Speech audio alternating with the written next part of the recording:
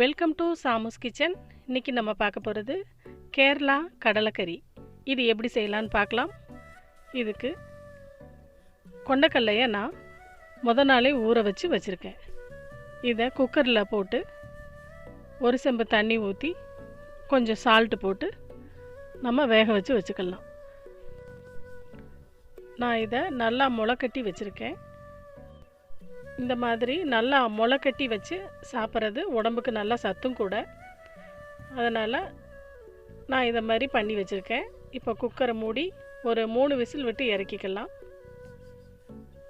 கொண்டக்கல்லையை அப்படியே அந்த முளைக்கட்டின கொண்டக்கல்லையை சாதாரணமாகவே சாப்பிடலாம், அவிக்காமலும் சாப்பிட்லாம். அது ரொம்ப சத்தான ஆகாரம். இப்போ நான் இதை எப்படி செய்கிறதுன்னு பார்க்கலாம் வாங்க. கடாயில் ஒரு 2 ஸ்பூன் எண்ணெய் ஊற்றிக்கிறேன். அதில் பட்டை, கிராம்பு, பெருஞ்சீரகம் இதை போட்டு லேசாக வதக்கிக்கலாம். 2 ஏலக்காய் போட்டிருக்கேன். இது எல்லாத்தையும் லேசாக வதக்கிக்கலாம்.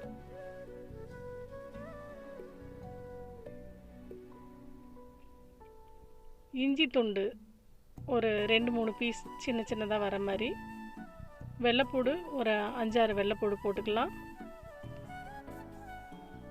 ஒரு பெரிய வெங்காயத்தை நீல வாக்கில் நறுக்கி போட்டிருக்கேன். இதை லேசாக வதக்கிக்கலாம்.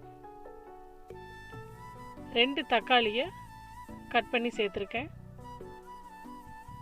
இது எல்லாத்தையும் நல்லா வதக்கிட்டு தேங்காய் துருவல் ஒரு 4 ஸ்பூன் தேங்காய் துருவலையும் சேர்த்து வதக்கிக்கலாம். இதில் நான் ஊற்றிருக்கிற எண்ணெய் பார்த்திங்கன்னா தேங்காய் எண்ணெய் ஊற்றிருக்கேன். பாலக்காடு, கேரளாலையெல்லாம் தேங்காய் எண்ணெய் தான் மேக்ஸிமம் ஊற்றிப்பாங்க. இது ரொம்ப வாசமாக இருக்கும். மஞ்சத்தூள் கொஞ்சம் போட்டிருக்கேன். கரம் மசால் 1 ஸ்பூன் போட்டிருக்கேன். மிளகாத்தூள் 1 ஸ்பூன்,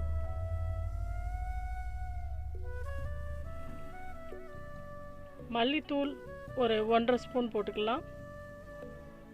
இது எல்லாத்தையுமே நல்லா கலந்து விட்டுக்கலாம். இப்போ ஸ்டவ் ஆஃப் பண்ணிவிட்டு அந்த ஹீட்லேயே லேசாக கிண்டி விட்டு ஆற வச்சுக்கலாம். ஆறுனது எல்லாம் எடுத்து இப்போ நான் ஜாரில் போட்டு நைஸாக அரைச்சிக்க போகிறேன். நல்லா மையாக அரைச்சிக்கலாம். நான் இப்போ அரைச்சிட்டு வந்துட்டேன். இப்போ ஒரு கடாய் வச்சு அதில் கடுகு கொஞ்சம் போட்டுக்கிறேன். இதுக்கும் நான் தேங்காய் எண்ணெய் தான் ஊற்றிருக்கேன். கருவேப்பிலை கொஞ்சம் போட்டுக்கலாம். 2 மிளகாய் வத்தலை கிள்ளி போட்டுக்கிறேன். சின்ன வெங்காயம் ஒரு 15 சின்ன வெங்காயத்தை 2ஆக கட் பண்ணி போட்டு வதக்கிக்கலாம்.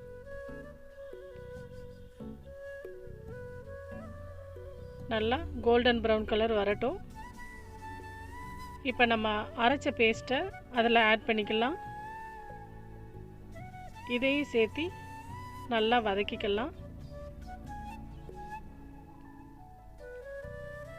இந்த கடலைக்கறி ரைஸுக்கும் நல்லாயிருக்கும், கொலாப்புட்டுக்கும் நல்லாயிருக்கும்.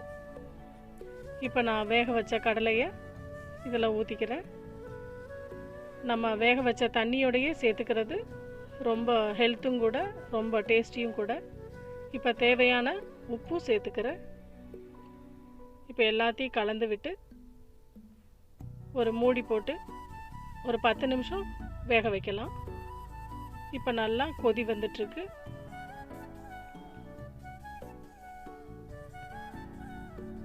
கடலை ஏற்கனவே வெந்ததுனால இது பச்சை வாசம் போகிற வரைக்கும் வதக்கினா போதும். இப்போ நான் லாஸ்ட்டாக சீரகத்தூள் 1 ஸ்பூன் போட்டிருக்கேன். மல்லி செடி கொஞ்சம் தூவியிருக்கேன். இது எல்லாத்தையும் நல்லா கலந்து விட்டுக்கலாம். இப்போ நான் இது எப்படி இருக்குன்னு டேஸ்ட் பண்ணி பார்த்தேன். சுண்டலும் நல்லா பூவாக வெந்திருக்குது, குழம்பும் ரொம்ப ருசியாக இருக்குது.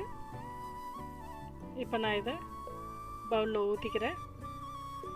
இப்போ கேரளா கடலைக்கறி தயாராகிடுச்சு.